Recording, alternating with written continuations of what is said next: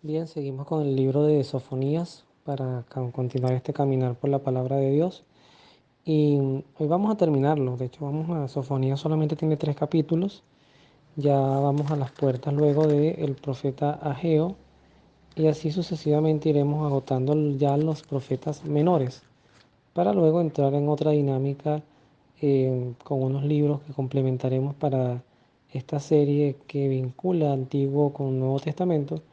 Y bueno, ya todavía después Dios nos irá iluminando para hacer otras series y continuar un poquito conociéndolo, amándolo y también invitándonos, y me incluyo, a aceptar este mensaje y hacerlo parte de nuestras vidas. Uno de los fundamentos, pero Dios quiso que fuese así, o de las bases que tiene el estudiar y el conocer a los profetas mayores y menores del Antiguo Testamento, es que quizás vemos el rostro, y lo voy a decir así, más preocupado de Dios por su propia creación, por su pueblo elegido. Es un Dios que en no pocas veces se muestra herido, se muestra, claro, los profetas a veces lo colocan, lo proyectan muy iracundo, pero dentro de todo ese bosque de molestias y de estar descolocado, siempre hay un trasfondo de esperanza. Siempre hay un mensaje que nos enseña qué es lo que Dios realmente busca que crezca en nosotros. Y yo digo, inclusive, así lo converso cada vez que puedo hablar de esto, que una de las grandes batallas que tiene Dios contra la humanidad, por así decirlo, eh, siempre con amor y en un lenguaje educativo, es que dejemos la idolatría. Es que rellenamos muy rápidamente con supersticiones, con ritos, con otros dioses falsos, con creencias paganas. Rellenamos muy rápidamente aquello que en Dios no tenemos con prontitud, respuestas o atenciones a nuestros deseos. Cuando uno ve a Dios como un todo integral que abraza lo bueno y también lo malo, que a veces nos hace pasar, como dice el Salmo 23, por cañadas oscuras, o sea, por valles bien complejos, pero aún así Dios, sin embargo, pues se muestra fiel y un pastor que guía a sus ovejas y las protege. Cuando tú tienes esa mirada de Dios, no va a haber nada que te saque de su amor y de su confianza, y eso da paz. Tengas lo que tengas, pases por lo que pases, eso te va a dar paz. En el profeta Sofonías, en el capítulo 3 hay una profecía contra Jerusalén. O sea, algo bien particular porque a veces uno ve profecías en contra a, a otros pueblos, a otros reinos, pero en este caso es contra su propio pueblo. ¿Qué advierte el Señor a su pueblo? Fíjense lo que dice.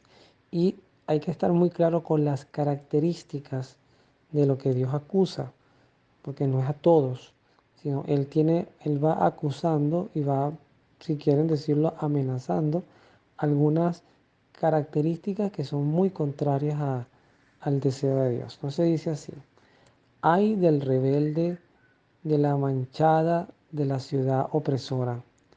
No ha escuchado el llamado, no ha aceptado la corrección, no ha puesto su confianza en Dios, ni se ha acercado a Yahvé.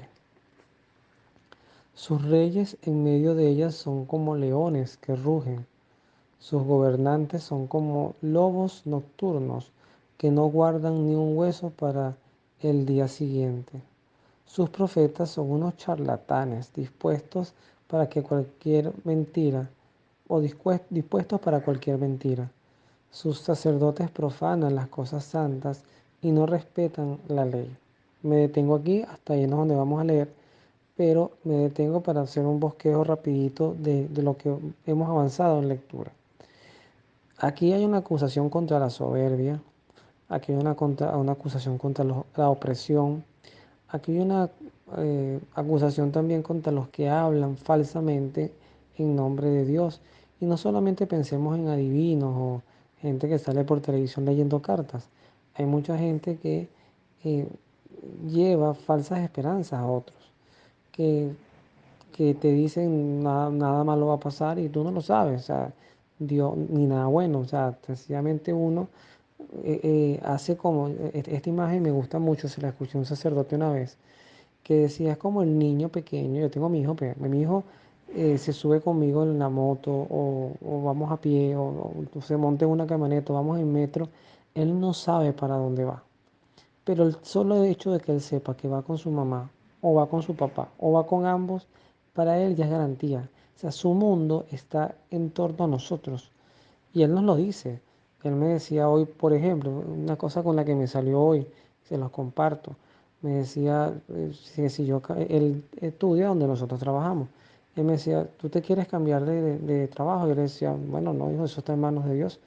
Entonces él me decía, si tú te quieres cambiar, yo me voy contigo, porque yo quiero estar donde tú estés. Eso, ese lenguaje que es muy catequético, imagínense que uno le dijera eso a Dios. No importa dónde me tengas, no importa en qué situación esté, mientras tú estás conmigo, yo quiero estar contigo. Fíjense que mi hijo no me dice yo quiero estar contigo porque contigo siempre estoy bien, porque me estás ofreciendo seguridad, es nada de eso. Es el hecho de que toda su confianza está depositada en ese momento en mí y lo diría más aún en su mamá. Continúo. Sin embargo, dice el Señor, en su interior está Yahvé el justo, el que cada mañana dicta sus sentencias. Él es fiel como la salida del sol y nunca comete injusticia, pero el injusto ni siquiera se siente avergonzado. He borrado del mapa a las naciones, he demolido sus torres de defensa, he dejado sus calles solitarias, nadie pasa por ellas. Sus ciudades han sido arrasadas y no se ve ni un hombre, ni un habitante siquiera. Yo pensaba, si al menos tú me temieras y tomaras en cuenta mi represión y no te olvidaras de todas las veces que te corregí. Pero ellos, al contrario, se han apresurado al comportarse mucho peor. Por eso esperen, me dice Yahvé, para el día en que yo venga a acusarlos. Pues ya salió la sentencia. Reuniré las naciones y juntaré a los imperios para descargar sobre ustedes mi enojo, todo el ardor de mi ira, y todo el país será consumido por el fuego de mis celos. Si yo daré a los pueblos, sí, yo daré a los pueblos labios puros para que todos puedan invocar el nombre de Yahvé y servirlo también en el mismo celo. De más allá de los ríos de Etiopía, mis fieles me traerán ofrendas. Luego, hacia el final de lo que vamos a leer, versículos 11 y 12, aparece una figura importante en los textos bíblicos que es lo que se conoce como los anahuim, que ya yo he hablado de esto en episodios anteriores, o también en nuestro lenguaje castellano, los pobres de Yahvé, los humildes de verdad, los que no tienen otra cosa, como ponía el ejemplo de mi hijo, con los que no tienen otra cosa sino su confianza y su amor en Dios. ¿Qué dice el Señor? Ese día ya no tendrás que avergonzarte de todas las faltas que cometiste contra mí, pues de en medio de ti yo arrancaré a aquellos que se jactan en su orgullo, y tú seguirás vanagloriándote de mi montaña santa. Dejaré dentro de ti a un pueblo humilde y pobre que buscará refugio solo en el nombre de Yahvé. Palabra de Dios, te alabamos, Señor. Entonces ahí vemos un propósito fundamental en esta primera etapa, que al final concluye en lo que Dios quisiera que fuese la humanidad. ¿Qué era Adán y Eva antes del pecado? Adán y Eva eran dos personas que no tenían propiedades, no se ocupaban de ropa, no tenían vergüenza de sí mismos porque había pureza en sus corazones. O sea, un punto fundamental para entender la desnudez es imposible, eso nos lo impide el pecado o la inclinación de la concupiscencia, ser adultos o adolescentes y ver a alguien desnudo y no ver eso como un elemento de excitación o de excesivo pudor o de burla. Pero en un niño, y esa es la pureza que tendría que haber tenido Adán y Eva, Dios quiso que a pesar de todo el pecado, hay una etapa del ser humano que es muy pura y es la niñez, pero hasta los 6 7 años donde el niño puede ver cosas y verlas normales y no obsesionarse con ellas, que creo que es más importante aún. O sea, su foco no es la desnudez, son los vicios, no son los placeres, su foco es divertirse, estar alegre y estar con quien le transmite confianza, con quien le transmite paz. Eso es lo que buscaría el Señor. Y por eso los Anawin, los pobres de Yahvé, fíjense que al final Dios dice, al final va a quedar un pueblo que va a ser humilde y pobre, más nada. Y que solamente podrá tener confianza en mí. O sea, esa enseñanza nos dice que Dios muchas veces nos puede hacer pasar a nosotros por algunos procesos complicados para que al final nos despojemos de tantas cosas y quedemos con la mirada solamente puesta en Él. A veces no siempre sale bien la idea. Hay gente que se encierra más en el odio, en la depresión, en la angustia, pero los que logran aprender, porque nada, mira, nada pasa en nuestras vidas, nada, insisto, nada que no sea por la permisología de Dios, y de eso Dios sacará siempre un propósito para nuestro bien. Lo único que puede truncar un plan de Dios es nuestra propia arrogancia, nuestra propia soberbia. Ahora vean lo que Dios va a decir en el libro, en la segunda carta del apóstol San Juan, la segunda epístola, una sola página tiene este libro. Y dice así: el anciano a la dama elegida y a sus hijos. Dice el Señor, los amo de verdad, y no solo yo, sino también cuantos han conocido la verdad. A causa de esta misma verdad que permanece en nosotros y estará siempre con nosotros. Reciban gracia, misericordia y paz de parte de Dios Padre y de su Hijo Jesucristo, en la verdad y en el amor. Me alegra mucho al encontrar algunos hijos tuyos que viven según la verdad, de acuerdo con el mandato que recibimos del Padre. Y ahora te ruego, Señor, aunque no te escribo un mandamiento nuevo, sino que tenemos desde el comienzo que nos amemos unos a otros, y el amor consiste en vivir de acuerdo a sus mandamientos. Este es el mandamiento que oyeron desde el comienzo, y así es como han de vivir. En este mundo se han presentado muchos seductores que no reconocen a Jesús como el Mesías venido de la carne. En eso mismo se reconoce al impostor y al anticristo. Tengan cuidado para que no pierdan el fruto de sus trabajos, sino que reciban el pleno salario. El que aventura o el que se aventura y no permanece en la doctrina de Cristo no posee a Dios. El que permanece en la doctrina, ese posee al Padre y al Hijo.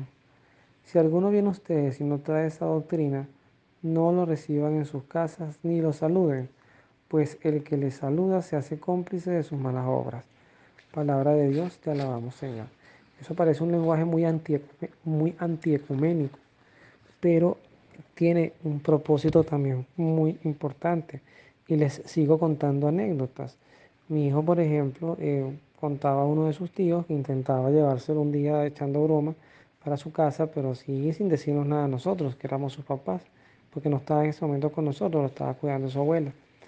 Y entonces él no se quiso ir.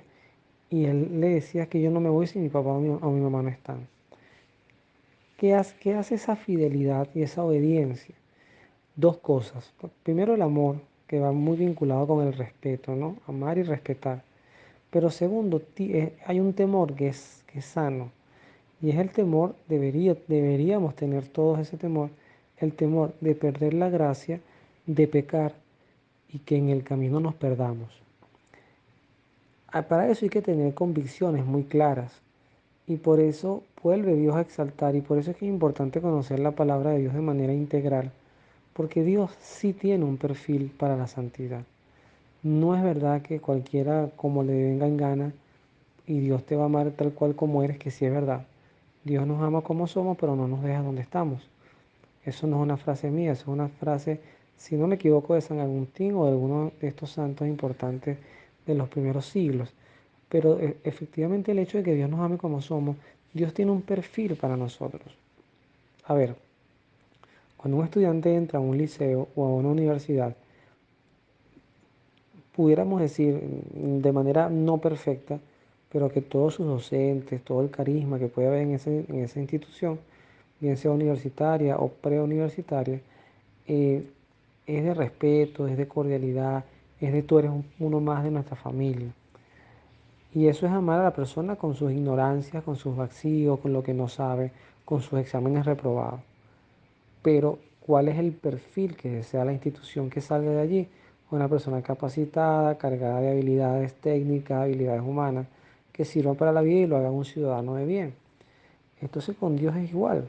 Dios nos recibe como somos, pero Él tiene un perfil para nosotros. Y ese perfil lo reafirma San Juan, ya lo veíamos en Sofonía, es la persona que es humilde, que es obediente, que es abandonada a Dios, abandonada a su gracia, a su poder, a su providencia. Y no es fácil, es muy fácil amar a Dios en las buenas, cuando todo está bien, cuando nosotros sentimos que nada nos está alterando nuestra paz y nuestra zona de confort. Pero cuando llegan las vicisitudes, pues ahí tenemos entonces que eh, abrazarlo más y decirle, Señor, no entiendo, no estoy feliz, me siento agobiado, pero me abrazo a ti y confío en ti. Mire, si alguien me preguntara cuál es el propósito de esta serie, principalmente obviamente es conocer la palabra de Dios y mostrar a Dios, quizás muy humildemente, porque yo tampoco soy experto ni puedo presumir que sepa de lo que voy a decir, pero mostrar a Dios de una manera más plena. No solamente hablar nada más de misericordia, misericordia, misericordia, como que no hubiese más nada, que Dios también quisiera que conocieran de Él. Es como que, por ejemplo, a mí me digan, "Ah, que a mí me gusta como Luis canta, y Luis canta, y Luis canta, pero yo hago otras cosas. Yo también soy administrador, yo también soy padre de familia, a mí también me gusta tener buenas conversaciones. O sea, lo mío no es nada más cantar, yo creo que es lo que menos sé de hecho. Entonces, no es quedarte con un solo atributo de Dios, es conocerlos todos y todos son buenos y todos son necesarios. Y lo segundo es justamente reforzar esta idea que acabo de decir, que es que aprendamos a confiar plena, ciega y totalmente en Él.